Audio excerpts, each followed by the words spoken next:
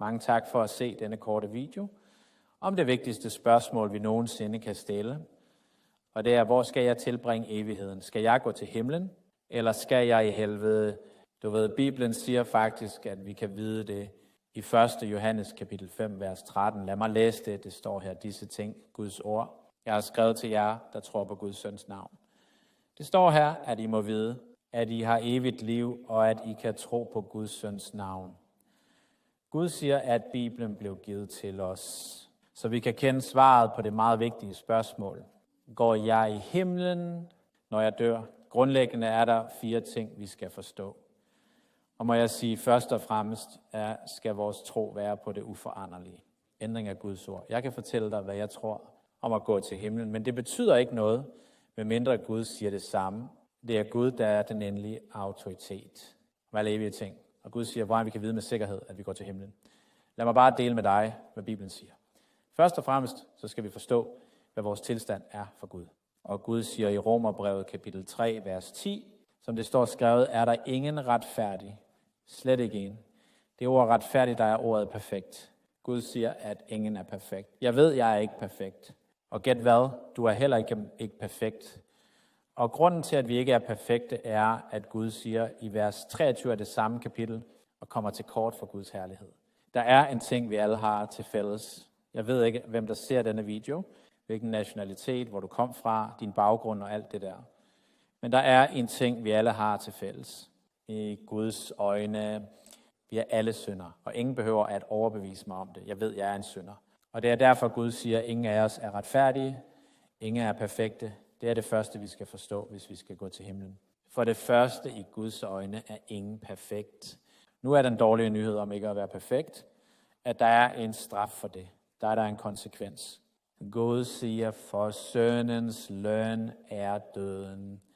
Gud siger, hvad jeg skylder for min søn. Det er døden. Jeg vil sige, du ved, det er ikke så slemt. Så jeg dør bare, bliver begravet i graven, og det er det. Det eneste problem med det er, at vi alle skal bo et sted for evigt. Og den død, som Bibelen taler om, det er ikke bare det at blive begravet i en grav. Det er faktisk et evigt sted. Bibelen kalder det livets sø. I åbenbaringsbogen siger Gud, og død og helvede blev kastet i ildsøen, er den anden død. Du ser, Gud siger, fordi jeg ikke er perfekt, fordi jeg er en synder. Jeg fortjener at blive straffet.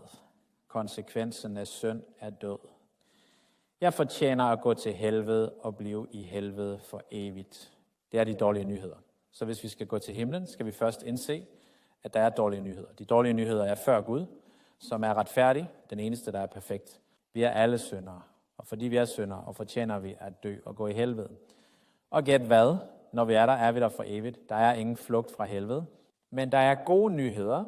Gud siger, at der for 2000 år siden blev født en meget speciel person her på jorden. Hans navn var Jesus. Jesus er Guds søn. Og grunden til, at han kom, siger Bibelen, han kom for at dø for vores synder. I Romerbrevet siger Bibelen, at Kristus døde for vores synder. Og se, Jesus, der er Gud, havde ikke brug for nogen til at betale for hans synder. Han havde ingen. Men han kom, så han kan betale for vores synder, fordi vi er syndere. Så han levede et perfekt liv, og han blev uretfærdigt anklaget for misgerning, selvom han var uskyldig. Og på det kors siger Bibelen, at den skyldfri blev straffet for den skyldige.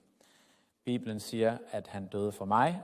Den syndfri døde for dette synder på korset for 2000 år siden. Vidste Gud alle de synder, vi nogensinde vil begå, og Gud faderen lagde alle vores synder på hans søn. På korset døde Jesus for mine synder. Han fortjente ikke at dø, jeg fortjener at dø. Og han tog min straf på sig selv. Han døde selvfølgelig, og han blev begravet, og efter 3 dage stod han op igen. Da han stod op igen, viste det os, at synden er betalt for. Se, jeg kan ikke betale for min synd. Den eneste måde, jeg kan betale for min synd, er at dø og gå til helvede. Og du kan ikke betale for din synd, fordi den eneste straf for synd er død. Men Jesus Kristus, Bibelen siger, døde for os. Han blev begravet. Han opstod igen. Da Jesus opstod igen, købte han gave af evigt liv. Se, evigt liv er en gave. Jeg har en pen med mig lige her. Lad os sige, at det er juletid, og normalt på juletid giver vi gaver. Og lad os sige, jeg vil give dig en gave, og jeg siger, at denne pind er en gave til dig til jul. Men før jeg giver det til dig, skal du først give mig $5. Det er ikke en gave, fordi du betaler for det nu. Jeg sagde, glem de $5, du ved. Hvis du vasker min bil, så giver jeg dig en gave. Det kan ikke være en gave, fordi du så igen arbejder for mig. Du gør noget på min vegne. Jeg sagde, glem det. Du behøver ikke give mig penge. Du behøver ikke at vaske bilen. Men du ved, hvis du går til kirken. Læs din Bibel, bed hver Dag dag. og vær bare god ved dine naboer. Jeg giver dig en gave. Du ved, nogle mennesker ville sige, nå, ja, det ville være en gave. Men igen, du skal indse, at du stadig gør noget til gengæld. Du ser, at Bibelen siger, for ved noget er du frelst gennem tro, og ikke af dig selv. Det er Guds gave, ikke af gerninger, så ingen mand kan prale. Jeg plejede at tro, at hvis jeg skulle komme til himlen, skulle jeg gøre visse ting. Jeg skal overholde visse regler, men det gør jeg ikke. For mine sønner. Fordi Bibelen siger, at lønnen for synd Er days. den eneste måde, jeg kan betale for min synd, er at dø og gå til helvede. Det er derfor, Jesus måtte dø her. Det er derfor, han kom til jorden, så han kan være vores offer. Og da han rejste sig fra graven, købte han evigt liv for hver og en af os. Nu, her er sagen. Bare fordi det er tilgængeligt, betyder det ikke, at det er dit. Gaven med evigt liv er tilgængelig for dem, der vil have det. Men det betyder ikke, at det er dit, bare fordi Jesus betalte for det. Og den måde, du gør det til dit eget, det er simpelthen at spørge. Og det er så simpelt. Gud siger, hvis du er villig til at indrømme, at du er en synder, og at du fortjener at dø og gå til helvede, der er ingen anden måde for dig at komme til himlen. Ikke dine gerninger, din religion, kirkemedlemskab. Jeg er en baptist. Men det at være en baptist vil aldrig få mig til himlen. Du ser, hvis vi afviser alle de andre måder at komme til himlen på, og accepterer kun den måde, som Gud har givet. Gud siger, jeg vil give dig evigt liv. I Johannes 14-6 sagde Jesus dette, jeg er vejen, sandheden og livet. Så siger han, ingen kommer til faderen, men gennem mig. Der er ingen religion, der er ingen kirke, der er ingen mængde af gode gerninger, der nogensinde vil få os til himlen. Den eneste, der kan få os til himlen, er Jesus Kristus, fordi han betalte for 2000 år siden i Golgata. Hvad du og jeg ikke kan betale, han døde for os. Og Gud siger, alt du skal gøre, er at spørge mig, du ved, hvis du vil bede mig om at give dig evigt liv og sætte din tro på mig. Som din frelser siger Jesus, jeg vil give dig evigt liv. Og når du dør, du går i himlen. Måden at spørge er Romerne 10:13. Bibelen siger, for enhver, der påkalder Herrens navn, skal blive frelst. Det er så simpelt som det. Hvis du i en simpel bøn bare ville bede Jesus Kristus om at være din frelser og sætte din tro på ham alene for at tage dig til himlen, intet andet, ingen andre, ikke engang dig. Jesus siger, jeg vil give dig den gave. I øvrigt gjorde det Jesus det, fordi han elskede os. Han ønsker ikke, at nogen skal gå til helvede. Bibelen siger, at han er ikke villig til, at nogen skal gå til grunde, men at alle skal komme til omvendelse. Han ønsker dig at gå til himlen. Gud siger i Johannes 3:16, at Gud elskede så verden, at han gav sin enbårne søn. De, der er troende i ham, skulle ikke gå til grunde, men har evigt liv. Jeg er så glad for det vers, fordi det viser mig, at Gud elsker mig. Og hvor meget elsker Gud mig. 2000 år siden, kig tilbage, satte den på korset, døende. Han behøvede ikke at dø for mig i øvrigt. Han ville gerne, at han elskede mig så meget, han ville dø for min synd, så jeg ikke behøver at gå til helvede. Og hvis du har det på samme måde, siger du, ved du, jeg er en synder. Jeg ved det. Jeg fortjener at gå i helvede, ligesom Bibelen siger. Syndens løn er død, men jeg vil ikke i helvede. Og jeg tror, at Jesus Kristus er Herre. Han er den eneste, der kan tage mig derhen, hvis du har det sådan. Jeg efterlader dig i en bøn. Det er ikke en magisk bøn. Det viser bare den tro, du har på Jesus. I den bøn vil du sige noget i retning af dette. Kære Jesus, Lamasana, jeg fortjener at dø i dit nærvær. gå til helvede, men jeg Du døde tror, for mig. Vær så venlig og redde mig.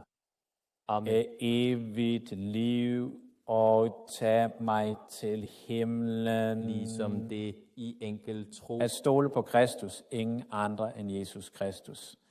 Så hvis du er villig, bed den bøn. Jeg vil gerne have, at du bøjer dit hoved denne gang og beder denne bøn med mig. Jeg vil have dig til at mene det i dit hjerte. Hvorfor beder du ikke denne bøn, kære Jesus? Jeg ved, jeg er en synder, og jeg fortjener at dø og gå til helvede, men jeg tror, du For døde. mig. Vær så venlig at redde mig og tage mig til himlen, når jeg dør. Jeg accepterer din gave med evigt liv, og jeg stoler på dig. For kun dig. Tag mig til himlen. Tak, Jesus, for at redde mig. Amen. Hvis du bad den bøn og mente det i dit hjerte, betyder det, at du kun stoler på Jesus. Intet andet. Ingen andre end Jesus. Tak Guds løfte. Til dig siger Gud, at den, der tror på ham, ikke skal gå til grunde, men have evigt liv. På grund af troen alene i Kristus har vi evigt liv. Så på grund af det, når jeg dør, vil jeg ikke gå til helvede, fordi jeg har evigt liv. Jeg bad denne bøn tilbage i 1986. Jeg har ikke været perfekt siden der. Lige siden der har jeg haft evigt liv, og jeg vil aldrig miste det, fordi det er evigt liv. Min frelse er ikke baseret på mine handlinger. Min frelse er baseret på Jesus Kristus og hans sandhed og hans løfte. Han siger, hvis du tror på mig og stoler på mig, vil jeg tage dig til himlen. Jeg vil give dig evigt liv. Det er det, jeg stoler på. Jeg går i himlen, ikke fordi jeg er god. Jeg skal i himlen, ikke fordi jeg er baptist. Jeg skal i himlen, ikke fordi jeg lever et godt liv og prøver at være god med mine naboer.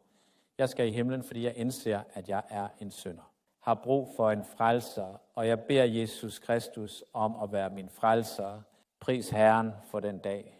Jeg er glad for, at nogen viste mig, hvad Bibelen siger om at komme til himlen. Hvis du ikke er frelst, ville du så blive frelst i dag. Tak fordi du kiggede. Have en god dag.